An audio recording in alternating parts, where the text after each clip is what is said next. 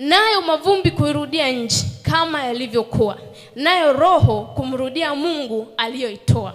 Kuna mavumbi alafu kuna roho. Mavumbi ndio mwili wako na roho yako ndio wewe mwenyewe, na siku moja utarudi mbinguni. Sasa mwili wako ndio na baba, ina mama, ina elimu, ina nyumba, ina gari, lakini wewe wa ndani umetoka mbinguni na utarudi kama ulivyokuwa.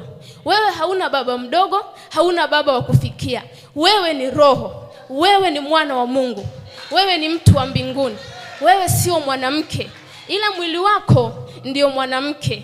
Kwa kutokujua sasa unasema mimi ni mwanamke, mimi ni kiumbe dhaifu. Ni kweli mwili wako ni kiumbe dhaifu, lakini roho yako, hakuna roho ya mwanamke wala hakuna roho ya mwanaume, hakuna roho ya mtoto wala hakuna roho ya mtu mzima. Roho zote zimetoka kwa Mungu na zinafanana. Ukitoka ndani ya mwili hakuna tajiri wala hakuna maskini, ila ukiwa ndani ya mwili ndio kuna mwenye gari, kuna mwenye nyumba yake na kuna mpangaji. Ila ukitoka ndani ya mwili, wewe na mpangaji wako wote mko sawa sawa. Majeshi.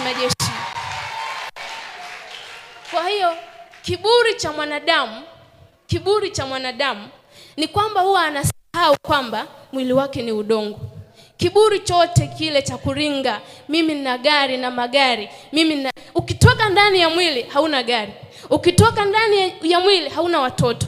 Wewe ni roho, wewe ni mwana wa Mungu. Majeshi.